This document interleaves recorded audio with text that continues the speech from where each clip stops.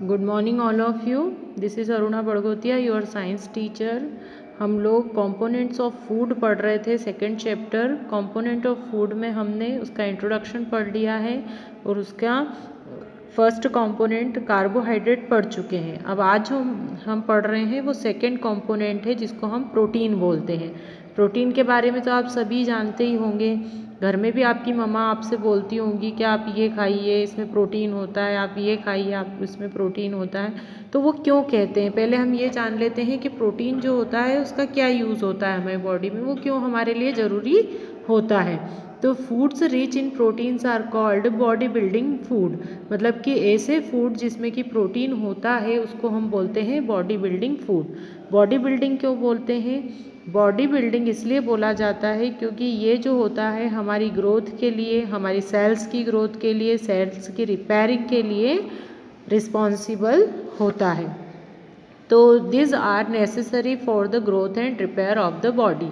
ये क्या करता है, हमारी बॉडी की ग्रोथ, जो आप लंबाई में बढ़ रहे हो, जो आपकी लेंथ बढ़ रही है, वो किसके कारण बढ़ती है? वो बढ़ती है प्रोटीन फूड के कारण। जब आप प्रोटीन वाले फूड लेते हो तो आपकी ग्रोथ होती है। That is why growing childrens, pregnant women and people recovering from illness need for protein in their diet. अगर किसी को अपनी ग्रोथ बढ़ानी है, या जो प्रेग्नेंट लेडीज़ होती हैं, या फिर अगर किसी की तबीयत ख़राब है, तो हम क्या देते हैं, उनको प्रोटीन वाला फूड देते हैं, ताकि क्या हो, उनकी मसल्स को एक तो वर्क करने के लिए एनर्जी मिल जाती है। प्रोटीन अगर होता है तो उनकी ग्रोथ अच्छी होती है, बेबी की ग्रोथ अच्छी होगी, चिल्ड्रन की ग्रोथ अच्छी होगी।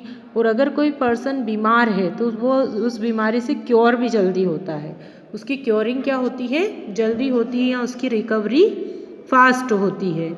तो इसलिए भी प्रोटीन जो होता है मोस्ट इम्पॉर्टेंट होता है। अब हमको ये जानना है कि अगर हम प्रोटीन खा रहे हैं तो ऐसे कौन कौन से हमारे फूड हैं जिनमें कि प्रोटीन प्रेजेंट होता है, और वो हमको कहाँ से मिलता है, मतलब कि सोर्स ऑफ प्रोटीन क्या है। तो वो हम देखते हैं। Protein can be obtained from plant and animal sources. इसके सोर्स क्या है? इसके सोर्स प्लांट भी है और एनिमल्स भी है। जैसे the best source of plant protein are beans. जितनी भी बीन्स होती हैं उनमें सबसे ज़्यादा प्रोटीन होता है सोयाबीन। सोयाबीन में लगभग 46% जो होता है प्रोटीन प्रेजेंट होता है। किडनी बीन भी आपने देखे होंगे, जिनको हम राजमा बोलते हैं। नट्स में कौन कौन आते हैं? आलमंड मतलब बादाम, कैशियो नट मतलब कि काजू, एंड ग्राउंड नट मतलब कि मूंगफली। इन तीनों में भी क्या होता है? प्रोटीन होता है। इनमें रिच प्रोटीन होता है, मतलब कि प्रोटीन जो होता है वो ज़्यादा मात्रा में उपस्थित होता है। देन पल्सेस में कौन कौन से आ गए? ग्राम मतलब चना, मूंग दाल आप सभी खाते होंगे, तुअर दाल आप खाते हैं। सीरियल्स में कौन कौन से हो गए? सीरियल में मेज़ जैसे मक्का, गेहूँ में क्या होता है? गेहूँ में भी प्रोटीन होता है पर कम मात्रा में होता है, तो गेहूँ भी आ जाता है इसमें, मतलब व्हीट। आपको देखो डायग्राम से भी शो हो रहा है क्या क्या है इसमें।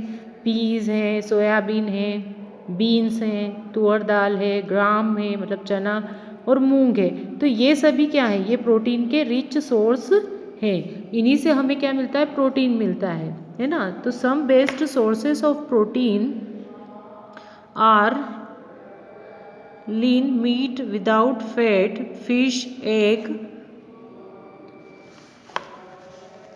Milk and milk product like cheese, paneer and curd. अब हम बात करते हैं ऐसे व्यक्तियों की या ऐसे ऑर्गेनिजम्स की जो कि नॉन वेजिटेरियन होते हैं। जो लोग वेजिटेरियन होते हैं वो अपने लिए प्रोटीन का क्या सोर्स ढूंढते हैं? जैसे दाल है ना, नट्स हैं, ये सब उनके लिए प्रोटीन के सोर्स होते हैं। पर जो लोग नॉन वेजिटेरियन होते हैं, चूँकि चीज़, पनीर इनमें भी होता है, तो ये तो वेजिटेरियन और नॉन वेजिटेरियन दोनों ही खाते हैं।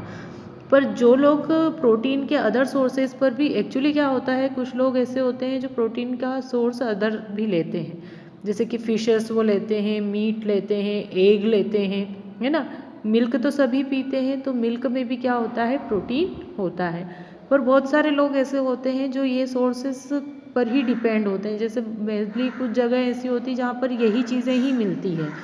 कहीं पर फ़िश ही ज़्यादा होती है, जो समुद्री एरिया होते हैं वहाँ पर फ़िश ज़्यादा होती है, तो वो लोग अपने फूड के लिए उन्हीं पर डिपेंड करते हैं। है ना। तो जैसे चिकन है, फिश है, मीट है, इनमें ये भी क्या होते हैं, प्रोटीन रिच सोर्स होते हैं जिनमें प्रोटीन बहुत ज़्यादा होता है। तो अब हम टेस्ट करते हैं प्रोटीन की।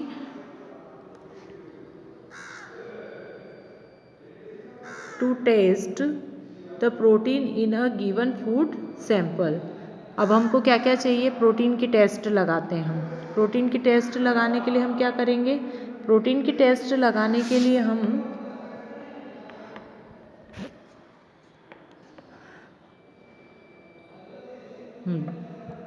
सबसे पहले एक बॉइल्ड एग लेंगे। बॉइल्ड एग का कौन सा वाला पोर्शन लेंगे, वाइट पोर्शन। फिर लेते हैं कॉपर सल्फेट सॉल्यूशन। ये सब केमिकल्स होते हैं जो हमको लेबोरेटरी में ही अवेलेबल होते हैं, हम हर कहीं या घर में इनका यूज़ नहीं करते हैं। अगर ये एक्सपेरिमेंट भी हम करते हैं तो किसी गाइड के ही अवेलेबिलिटी में करते हैं, मतलब कोई गाइड यहाँ पर प्रेजेंट होना चाहिए। फिर हम कास्टिक सोडा सॉल्यूशन लेते हैं, एक test tube, dropper and test stand. फिर प्रिपरेशन करते हैं, क्या करते हैं, डिज़ोल्व 2 ग्राम कॉपर सल्फेट को हम मिलाते हैं 100 ml वाटर में। इसको एक तरह से इसकी एक क्वांटिटी होती है, एक लेवल होता है जिसमें इसको मेज़र करना होता है। तो बीकर वगैरह होते हैं जिनमें ये लेवल लगे होते हैं कि 50 ml का है, 100 ml का है, तो उसके कारण हम इसको मेज़र करते हैं। देन फिर preparation of caustic soda solution, फिर प्रिपरेशन करते हैं कास्टिक सोडा की। तो उसके लिए क्या करते हैं, हम डिज़ोल्व 10 ग्राम कास्टिक सोडा को भी 100 ml वाटर में मिक्स करते हैं। अब हम इसका एक्सपेरिमेंट शुरू करते हैं, मेथड यूज़ करते हैं। मेथड में हम क्या करते हैं, take a piece of a boiled egg white portion in a test tube. हम जो एग हमने बॉईल करा था उसका एक छोटा सा टुकड़ा टेस्ट ट्यूब में लेते हैं। फिर उसमें 2 ड्रॉप क्या डालते हैं, copper sulphate solution and 10 drop caustic soda solution in the test tube with the help of dropper. जो चीज़ें हमने पहले प्रिपेयर करी थी, कॉपर सल्फेट और कास्टिक सोडा, उन दोनों की ड्रॉप्स को हम डालते हैं टेस्ट ट्यूब के अंदर। Shake the test tube well and allow it to stand for a few minute. हम क्या करते हैं, उस टेस्ट ट्यूब को हिलाते हैं और फिर उसको कुछ मिनट के लिए रख देते हैं। ये आपको दिखेगा, ये एक्सपेरिमेंट है, इसमें ये लिया हुआ है ना, CuSO4 मतलब कॉपर सल्फेट, और ये कास्टिक सोडा है। ये टेस्ट ट्यूब है, इसमें एक एग का पीस लिया है और इन दोनों को डाला है। अब हम ऑब्जर्व करते हैं, the content of the test tube turns violet. आपको दिख रहा होगा ये कलर कैसा हो गया इसका, वॉयलेट हो गया। वॉयलेट मतलब जैसे आपने बैंगन का कलर देखा है, पर्पल पर्पल बैंगनी होता है हल्का सा, वैसा हो गया है। देन फिर क्या होता है इसमें, इसका conclusion, the violet colour indicates the presence of protein in the boiled egg white portion. It means जो वॉयलेट कलर आया है वो एक्चुअली किसके कारण आया है, जो एग के अंदर जो प्रोटीन होती है उसके कारण किसका इसका कलर क्या हो गया, कॉपर सल्फेट और कास्टिक सोडे के कारण उसका कलर आ जाता है वॉयलेट कलर। तो उससे ये एक्चुअली हमें रिजल्ट मिलते हैं कि जो प्रोटीन सब्सटेंस होते हैं, मतलब कि एग में क्या होता है, प्रोटीन होता है। अगर मान लीजिए हमें किसी और चीज़ में भी प्रोटीन की टेस्ट लगानी, जैसे मान लो हमने सोयाबीन लिया, तो सोयाबीन में हम अगर प्रोटीन की टेस्ट लगाएंगे तो उसका कलर भी कैसा हो जाएगा, पर्पल। मतलब एवरी थिंग्स जिनमें भी प्रोटीन प्रेजेंट है ना, एवरी सब्सटेंसेस या एवरी जो भी चीज़ें हों जिनमें कि प्रोटीन प्रेजेंट है, वो ये टेस्ट को शो करेंगे और पॉजिटिव रिजल्ट देते हैं। तो हम प्रोटीन की टेस्ट लगा सकते हैं, बट हमें घर में नहीं यूज़ करना है इसका, हमें किसी की प्रेजेंस में, किसी गाइड की प्रेजेंस में ही इसका यूज़ करते हैं, और ये लेबोरेटरी के अंदर ही होती है। घर पर हम किसी भी प्रकार का केमिकल्स यूज़ नहीं करते हैं। तो इसमें लिखा है, you can repeat this activity by taking powdered pulses and beans और some other protein rich food instead of eggs. जैसे हमने एग का यूज़ करा है, वैसे हम और भी चीज़ें जैसे बीन्स, पल्सेस, जिनको आप जानते हैं कि इसमें प्रोटीन हो सकता है, उन सभी का आप यूज़ कर सकते हो। अब नेक्स्ट आता है आपका फैट। 2 हो चुके हैं, कार्बोहाइड्रेट हो गया है, प्रोटीन हो गया है, और अब है आपके फैट्स। अब फैट्स क्या होते हैं, fat give us more energy than carbohydrate food rich in the fast fats और also called energy giving food. जो फैट होते हैं उसको क्या बोलते हैं, एनर्जी गिविंग फूड। अगर हम देखें तो ये जो फूड्स के ये जो सोर्स होते हैं, ये कार्बोहाइड्रेट से भी जल्दी एनर्जी देते हैं, इसलिए हम इनको क्या कहते हैं, energy giving foods. Fats are obtained from plants and animals. ये हमको कहाँ से मिलते हैं? प्लांट से भी मिलते हैं और एनिमल्स से भी मिलते हैं।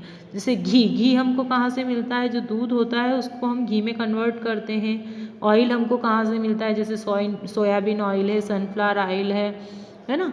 बटर हमको कहाँ से मिलता है? दूध से बटर बनता है। मिल्क, मीट, ये सब क्या है? ये फैट के ही सोर्स हैं। तो are some common food containing fat, but nuts जो होते हैं उनमें भी होते हैं फैट। जैसे कि सोयाबीन का तेल है ना, उससे भी क्या निकलता है। और जैसे कि आपने सुना होगा कभी बादाम का तेल। तो ये जो नट्स होते हैं इनसे भी ऑयल्स निकलते हैं। तो excess fat are often stored by body fat. अब क्या होता है, अगर हम तेल घी ज़्यादा लेते हैं तो क्या होगा, हमारी बॉडी में फैट स्टोर्ड हो जाता है। तो the fat stored in the body causes obesity, जिसको बोला जाता है ओबेसिटी या मोटापा। ये आपको सोर्सेज दिख रहे होंगे इसमें। मिल्क है, सोयाबीन है, घी है, बटर है, walnut, eggs, meat, groundnut, milk, ये सब फैट के अच्छे सोर्सेस हैं। जो लोग दुबले पतले होते हैं अगर वो इन चीज़ों को लेते हैं तो वो हेल्दी हो जाते हैं, है ना।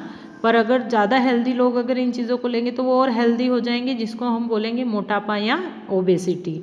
तो जो अच्छी बात नहीं होती है, क्योंकि वो फैट स्टोर्ड हो जाता है बॉडी में। अगर हम इस फैट को हम यूज़ नहीं करते, मतलब अगर हम काम नहीं करते, तो ये फैट किस में डिपॉजिट हो जाता है? एक तरह से फैटी बॉडी हो जाती है। तो यहाँ तक फैट का मैंने आपको बता दिया। अब इसका एक्सपेरिमेंट मैं आपको नेक्स्ट वीडियो में सेंड करूँगी।